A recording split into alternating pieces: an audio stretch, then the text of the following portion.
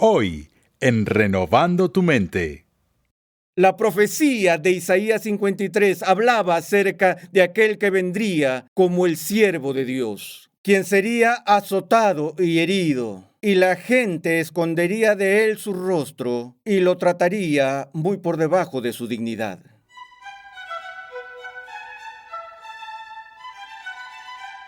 Bienvenido al 11º episodio de la sección del Nuevo Testamento de la serie de enseñanza Del polvo a la gloria. En esta serie de 57 episodios en total, el Dr. R.C. Sproul nos está ofreciendo un panorama completo de la verdad bíblica a lo largo de toda la Biblia. En nuestro episodio anterior, examinamos una impactante conversación entre Cristo y el apóstol Pedro que se conoce como la Confesión de Cesarea de Filipo. En esta quedó en evidencia la verdadera identidad y misión de Jesús. En el episodio del día de hoy, nos trasladamos al Monte de la Transfiguración, lugar donde Jesús da un breve vistazo de su gloria divina a Pedro, Jacobo y Juan. Pasemos al salón de clases una vez más a escuchar al Dr. R.C. Sproul en la voz de Pepe Mendoza mientras contempla lo que la transfiguración nos enseña acerca de Cristo.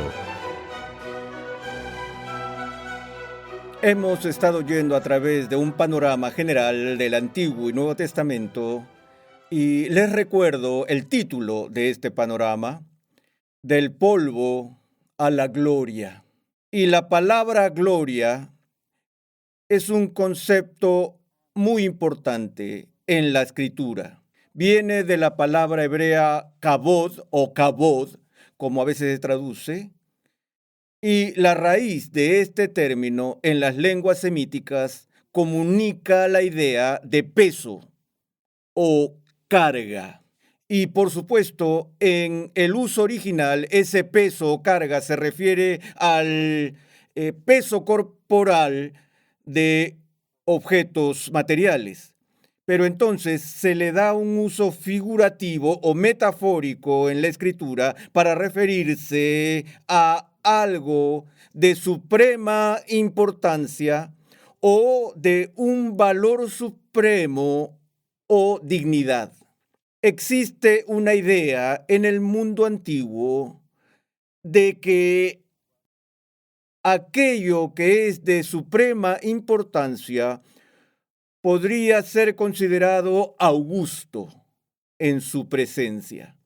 Esa era la idea básica detrás del nombre que fue adquirido por el primer emperador de Roma, Octavio, cuando llegó a ser conocido como César Augusto.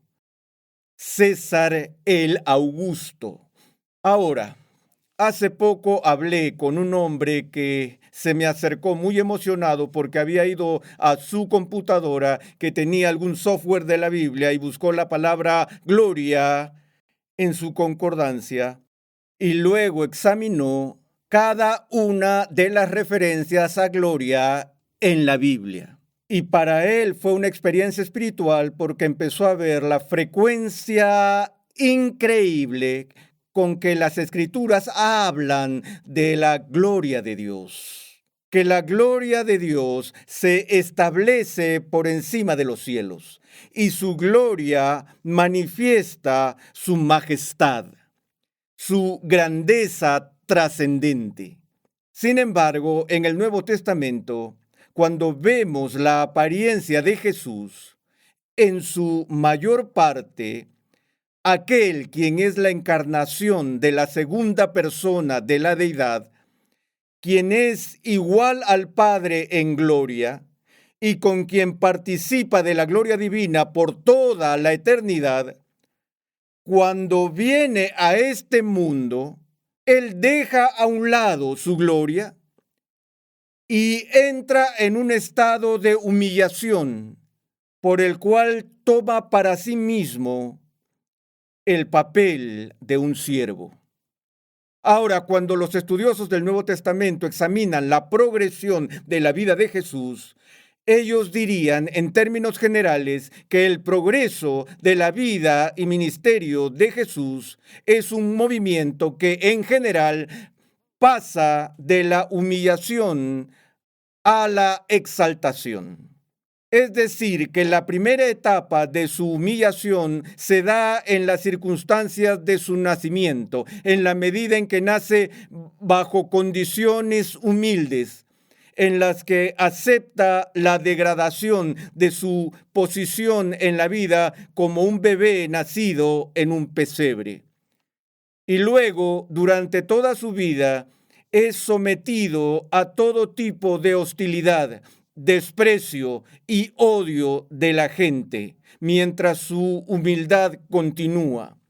Pero luego hay una aceleración de humillación cuando Jesús entra en lo que se llama su gran pasión, cuando es entregado en manos de Pilato, cuando es azotado y juzgado y condenado a muerte por crucifixión. Y nos referimos a su muerte como la pasión, en la cual todos los vestigios aparentes de gloria le son arrancados al colocarlo en una posición de humillación pública en su muerte. La profecía de Isaías 53 hablaba acerca de aquel que vendría como el siervo de Dios, quien sería azotado y herido, y la gente escondería de él su rostro y lo trataría muy por debajo de su dignidad.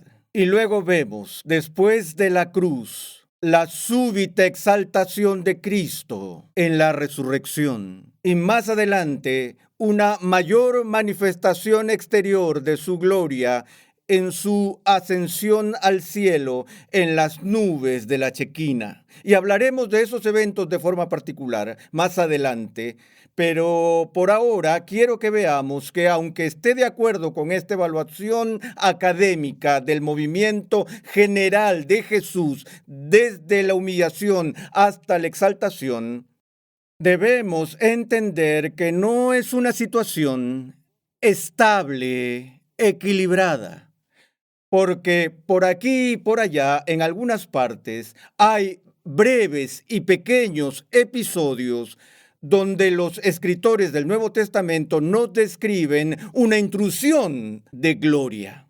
Incluso en los relatos de su nacimiento, aunque Jesús es sometido a la humillación de haber nacido de una muchacha del campo en un establo en Belén, al mismo tiempo que esto ocurre en un callejón oscuro a las afueras de la ciudad, en los campos que rodean Belén, de repente estalla un espectáculo glorioso de sonido y de luz, donde la gloria refulgente de Dios es puesta en evidencia y se nos dice que su gloria resplandeció por todo alrededor.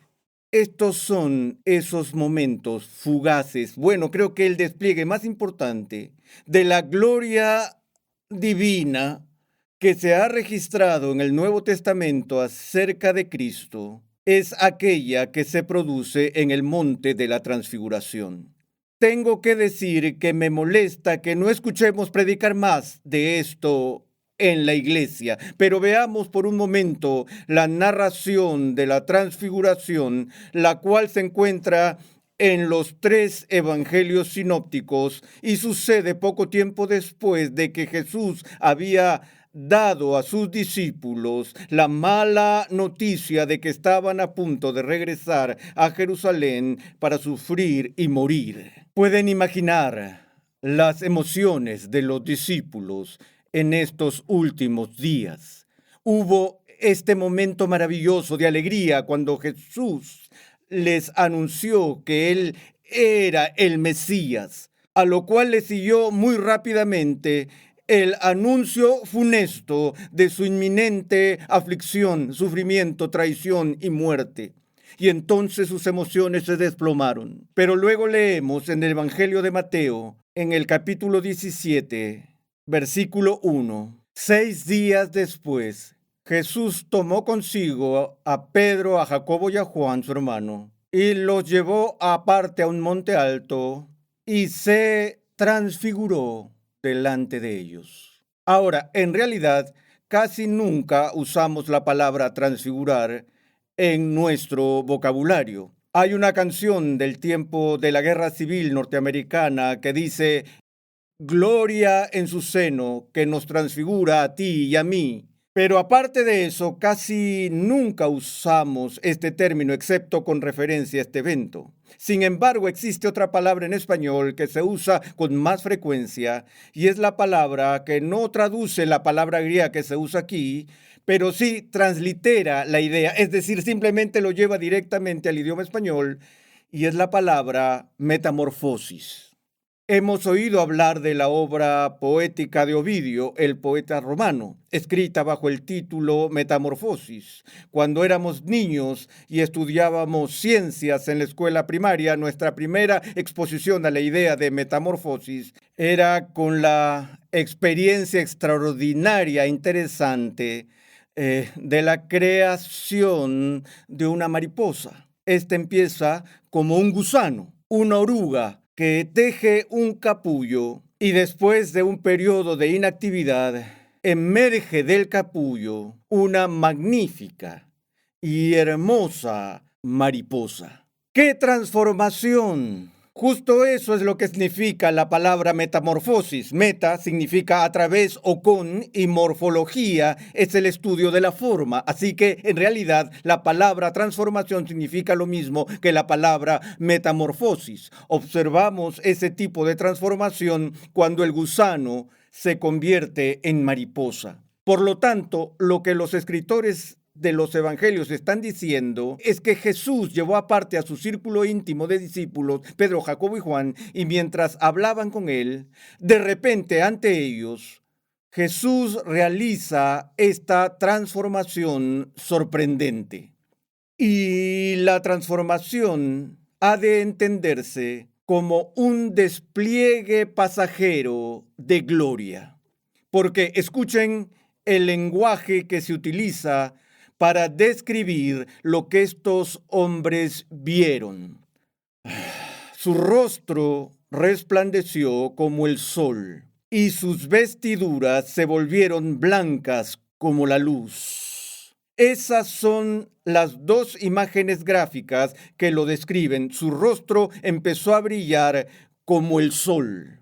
Ustedes recuerdan lo que sucede más adelante después de que Cristo asciende y Saulo se pasea respirando fuego y amenazas contra los cristianos, sacándolos de sus hogares por la fuerza y metiéndolos en la cárcel. Él recibe el encargo de continuar su persecución en Siria y se dirige a Damasco. Y al llegar al mediodía, de repente Cristo se le aparece y Saulo es literalmente cegado por el brillo de la gloria de Cristo que se describe allí en el texto como más brillante que el sol del mediodía. Ahora hemos aprendido a sobrevivir en este planeta que está iluminado y calentado por el sol. Apreciamos el sol, necesitamos el sol, pero sabemos que ni siquiera podemos mirar directamente al sol en medio de un eclipse solar para no dañar de forma permanente nuestros ojos. Por lo tanto, hemos aprendido a siempre mantener al sol en ángulo con nuestra visión directa para que no nos ciegue con la intensidad y la magnitud de su brillo. Y lo que estos hombres están diciendo es que de repente, cuando estaban hablando con Jesús, su rostro empezó a cambiar. Y en vez de los tonos normales de piel que los ojos contemplan cuando miran a un ser humano frente a ellos, el rostro de Jesús empezó a iluminarse y a brillar. Y el brillo se volvió refulgente en su gloria, deslumbrante en su belleza y tan brillante que empequeñeció al sol y no lo podían ver. Y las prendas que él usaba fueron también transformadas ante sus ojos.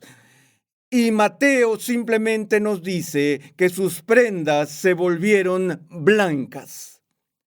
Los otros registros en el Nuevo Testamento nos dan este detalle, tal como Marcos lo hace, que sus prendas se volvieron más blancas de lo que cualquier tintorero podría hacerlo. Ahora, esa es la traducción antigua. En tiempos antiguos, el tintorero que trabajaba en la tintorería podía blanquear profesionalmente las vestimentas. Ellos en aquellos días tenían los mismos desafíos que hoy tenemos con las lavanderías profesionales. Nuestra mayor queja es cuando recogemos nuestras camisas, ropa blanca, sábanas, etcétera, y vemos que las prendas vienen con pequeñas sombras de percudido, están un tanto opacas, han perdido su brillo y su color blanco puro original.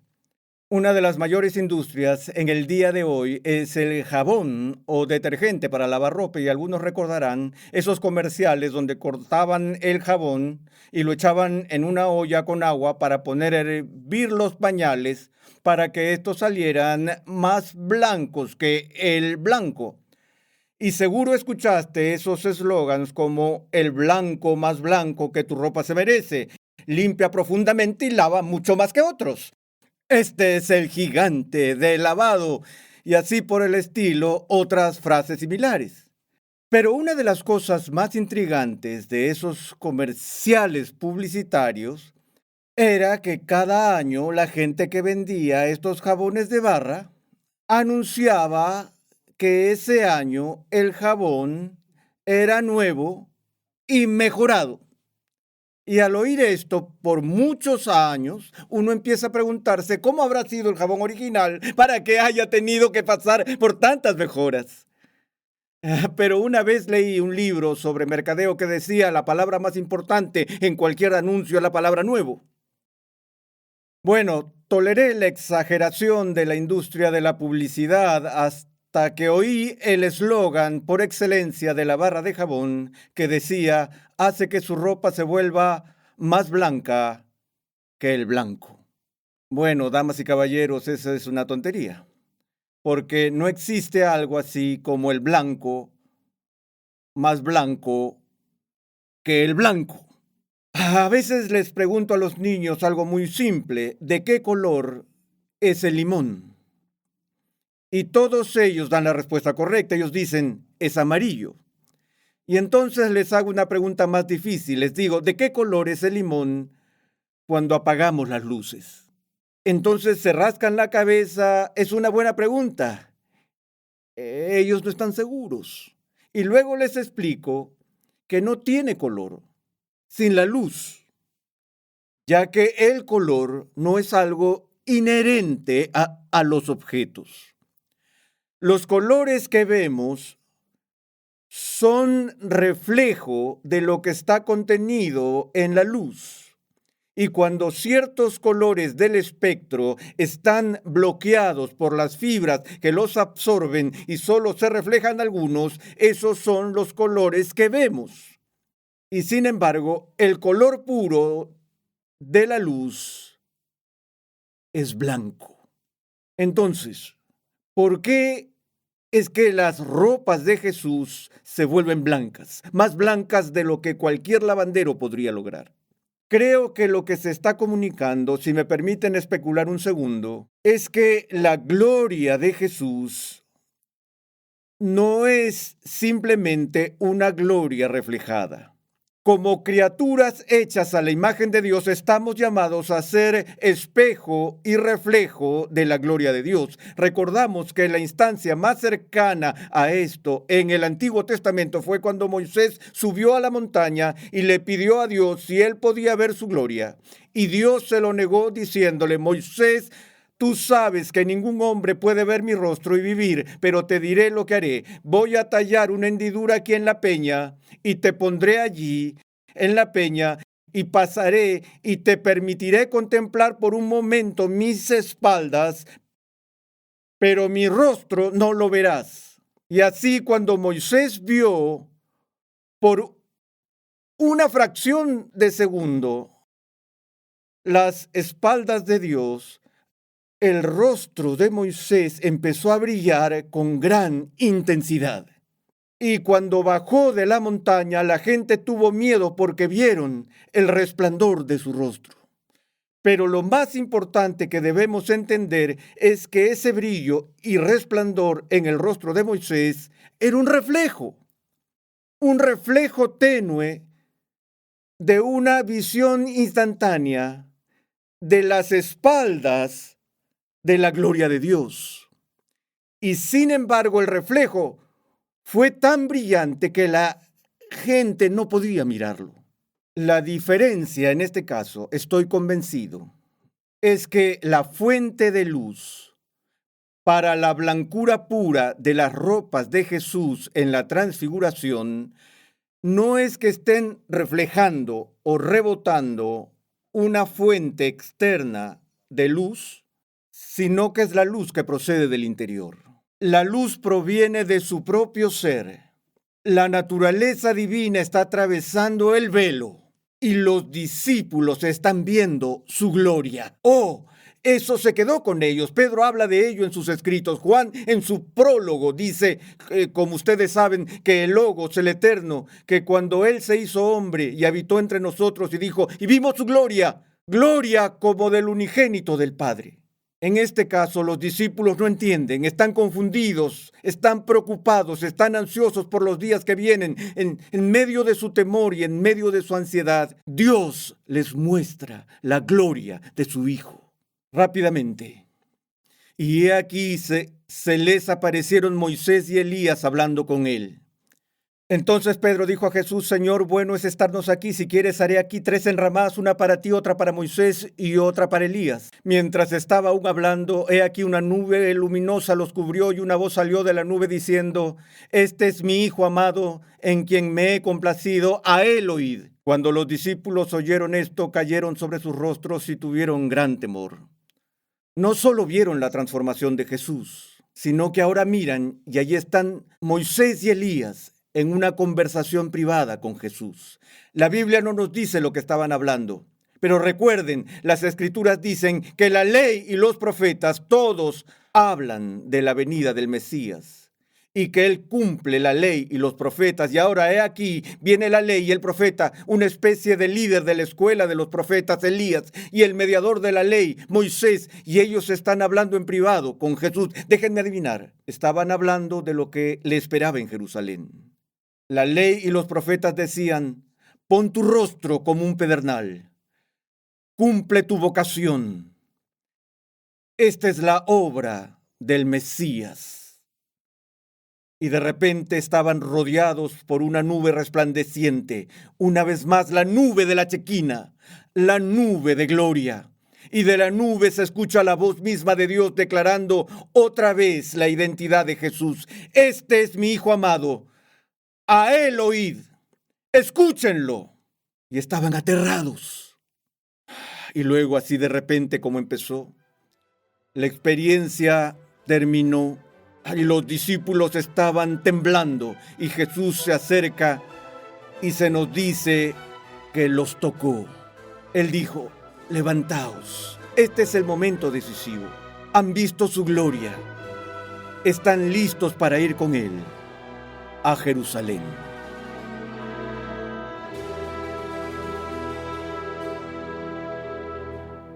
Hoy vimos cómo la gloria de Dios es un tema de suprema importancia en las Escrituras. Cuando Jesús se encarnó como hombre, dejó de lado la gloria que siempre había disfrutado en el trono de su Padre y se humilló a sí mismo. Se humilló a sí mismo para hacerse hombre y se humilló aún más para sufrir y morir como un sacrificio inocente por los pecadores. Fue entonces exaltado en su resurrección y ascensión, y hoy está sentado a la diestra de su Padre, intercediendo por su pueblo. Gracias una vez más por la sintonía en el día de hoy.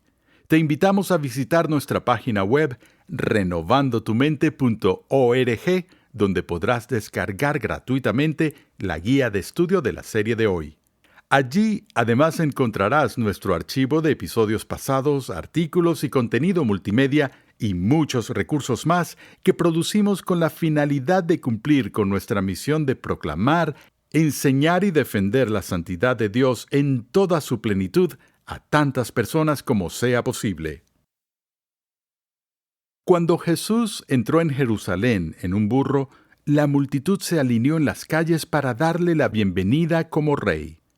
En nuestra próxima entrega de Renovando tu Mente, escucha mientras R.C. Sproul analiza el papel de Jesús como Mesías en comparación con las expectativas del pueblo hebreo bajo la opresión romana. Renovando tu Mente es una producción de los Ministerios Ligonier, la confraternidad de enseñanza del Dr. R.C. Sproul. Nuestra misión, pasión y propósito es ayudar a las personas a crecer en su conocimiento de Dios y su santidad. Nuestra programación es posible gracias al generoso apoyo en oración y financiero de cristianos alrededor del mundo.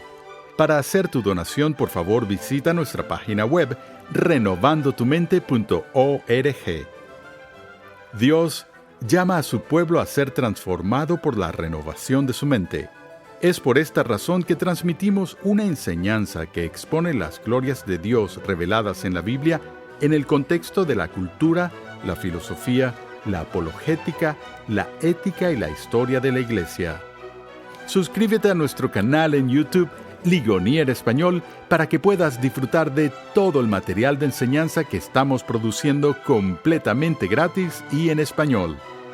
Para contactarnos, por favor, envíanos un correo electrónico a programa@renovandotumente.org con tus preguntas, testimonios y comentarios. Sintonízanos nuevamente en esta misma emisora y en este mismo horario y únete a nuestra gran comunidad virtual en las redes sociales.